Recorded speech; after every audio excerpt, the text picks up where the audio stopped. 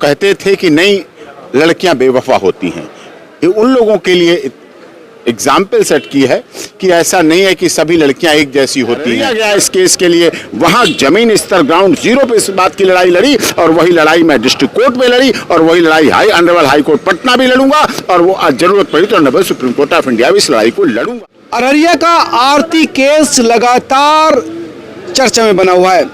आरती लगातार न्याय की उम्मीद में बैठी है, लेकिन पुलिस की स्पीड बहुत स्लो है। हालांकि इस केस में अब चार्जशीट दाखिल हो गई है।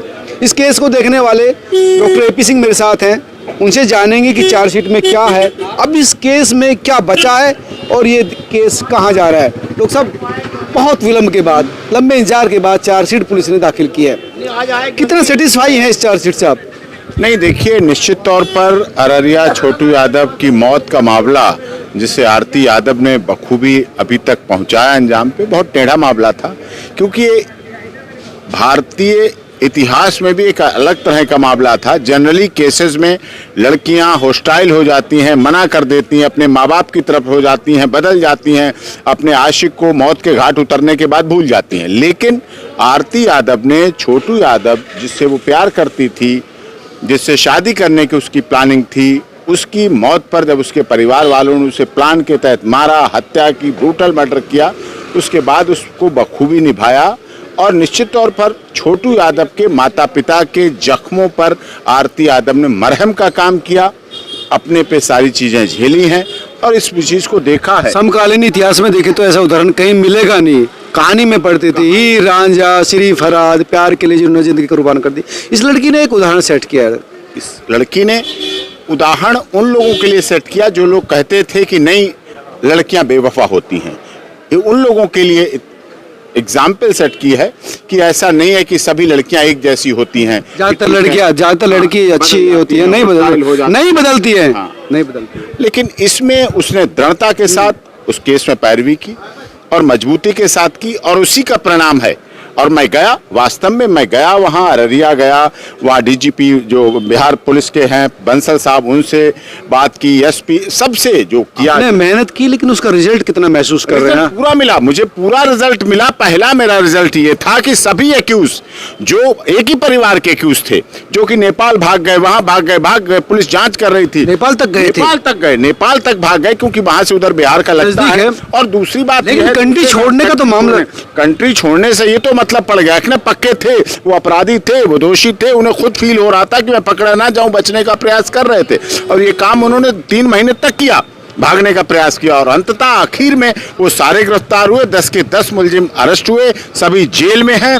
और लेकिन जो पता चल रहा है, सूत्रों के द्वारा जो पता चल रहा है कि अब ये लोग अररिया से पटना हाई कोर्ट जा रहे हैं जमानत के लिए। बिल्कुल, अररिया डिस्ट्रिक्ट कोर्ट में उन्होंने बेल लगाई थी, वो उनकी डिसमिस हुई है और कोर्ट ने उसको माना है कि जघन्य हत्या है, ब्रूटल मर्डर है और इस केस को रेयरेस्ट टू रेयर में, दुर्लभ तब श्रेणी में माना जाएगा, क्योंकि रात के 2 बजे से लेकर सुबह 7 बजे तक जो उसके साथ ब्रूटलिटी के साथ हत्या हुई, क्रूअलिटी उसके साथ की गई लगातार।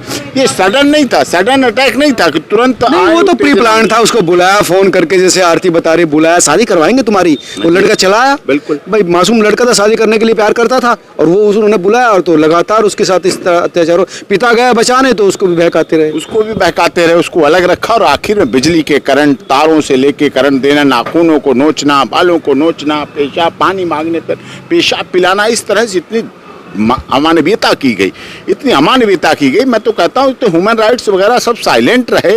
वुमेन कमीशन को भी इसमें आना चाहिए, आगे था ह्यूमन राइट्स कमीशन। ये है ना कि हाई प्रोफाइल नहीं केस है, एक गरीब लड़की है जो संघर्ष के लिए खुद लड़ रही है। नहीं, देख तो दुनिया रही है, ये तो बात आप मानते हैं। दुनिया देख रही है, दुनिया की भावना। पैसे वालों का खेल नहीं है ना। हाँ, पैसे वालों का खेल नहीं है, राजनीतिक वालों का खेल नहीं है। इसमें राजनीतिक हस्ती वाले लोग शिकायतकर्ता नहीं है, राजनीतिक हस्ती वाले लोग अपराधी नहीं हैं। तो ये चीजें हैं, राजनीतिकरण नहीं उसका केस का। लेकिन मौत होती है, किसी भी व्यक्ति की मौत हो, किसी भी पुरुष की मौत हो, किसी भी लड़का लड़की की मौत हो, हिंसा है, मौत है। लेकिन जमानत का जो मामला, ये पटना हाई कोर्ट गई, अगर वो जमानत ले ली तो चीजें बदल जाएंगी डॉक्टर साहब? पटना हाई कोर्ट देखिए, अरेस्ट सब हो चुके हैं, अरेस्ट हुए हैं सब, चार्जशीट फाइल हुई है और जो अभी लोग बाद में अरेस्ट हुए हैं, अभी जो बाद में उसमें अरेस्ट हुए हैं, उनकी भी अरेस्टिंग हो गई है। अब उनकी चार्जशीट बाद में आई, क्योंकि 90 दिन में चार्जशीट देने का प्रावधान होता है, तो 90 दिन में चार्जशीट उनकी भी आ जाएगी, जो बाकी सप्लीमेंट्री चार्जशीट उन बचे हुए मुलजिमों की आएगी, और उसके बाद उनका कितना उम्मीद लगती है कि इसमें न्याय मिलेगा आरती को, क्योंकि जिस तरह सरकार न्यूट्रल बनी हुई है, सरकार ने काम नहीं किया, पुलिस ने सुरक्षा नहीं दी। ये दुर्भाग्य रहा इस केस में। कोई दोनों पार्टियां, बिहार में एक आरजेडी की पार्टी है, लालू यादव की पार्टी है, दूसरी नीतीश कुमार की, साथ में अलायंस भारतीय जनता पार्टी के था। तो इस केस के शुरुआत में भारतीय जनता पार्टी और नीतीश कुमार का अलायंस था, उनका साथ था, जुड़ान था, तो उनके साथ जुड़े हुए थे।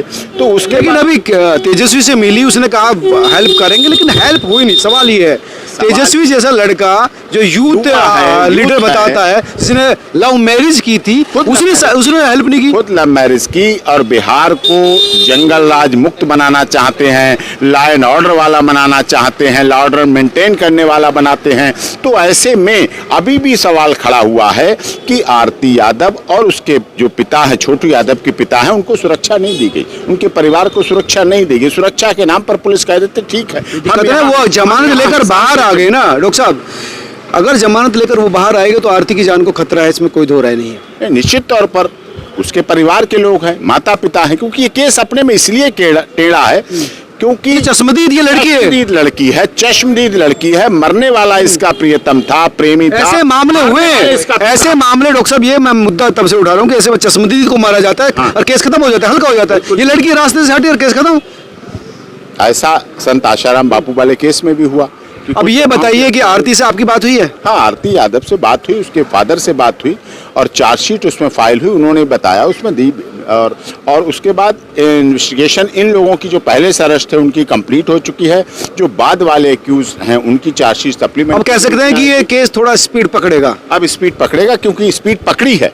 डिस्ट्रिक्ट ट्रायल कोर्ट अररिया ने उनकी बेल एप्लीकेशन को डिसमिस कर दिया है। और कब तक आपके पास चार्जशीट आने वाली है? और अब आ जाएगी चार्जशीट आ जाएगी, उसमें सारी चीज दिखाएंगे, और उसमें पटना हाई कोर्ट में 4 लोगों ने, मुलजिमों ने बेल लगाई है, बेल एप्लीकेशन मूव की है, उस पर भी सुनवाई होगी। और निश्चित तौर पर आप विश्वास रखिए, जैसे मैं अररिया गया इस केस के लिए, वहां जमीन स्तर ग्राउंड जीरो पे इस बात की लड़ाई लड़ी, और वही लड़ाई मैं डिस्ट्रिक्ट कोर्ट में लड़ी, और वही लड़ाई ऑनरेबल हाई कोर्ट पटना भी लड़ूंगा, और वो आज जरूरत पड़ी तो honourable supreme court of India भी इस लड़ाई को लड़ूंगा। क्योंकि आरती यादव जैसे लोगों को, बच्चियों को अगर न्याय नहीं मिला तो सत्य की, जो सच के लिए लड़ रही हैं लड़कियां, सच के लिए कम आ पाती हैं, लड़कियां दबाव में आ जाती हैं। ये लड़ाई महिला सशक्तिकरण के लिए है, ये महिलाओं की जो इच्छाएं उनके सम्मान के लिए है। तो जिस तरह से डॉक्टर साहब कह रहे थे कि इस मामले में चार्जशीट दाखिल हो गई है, जाहिर है ये केस स्पीड पकड़ेगा, आरती को न्याय मिलेगी। चार्जशीट में जो कंटेंट है वो भी मैं आपके साथ डिस्कस करूंगा। जल्दी ही दिल्ली चार्जशीट को मंगाया जा रहा है। इस पूरे मामले में जो जमानत की प्रोसेस अप्लाई किया है आरोपियों की तरफ से, वो अपने आप में एक बड़ा सवाल है। अगर उनको जमानत मिल जाती है तो ये केस कहीं दूसरी डायरेक्शन ना पकड़ ले, तो इस पर भी पटना हाई कोर्ट को ध्यान देना होगा। आप क्या सोचते हैं, इस पूरे मामले को कैसे देखते हैं, वो जरूर मुझे कमेंट करके बताना। नमस्कार।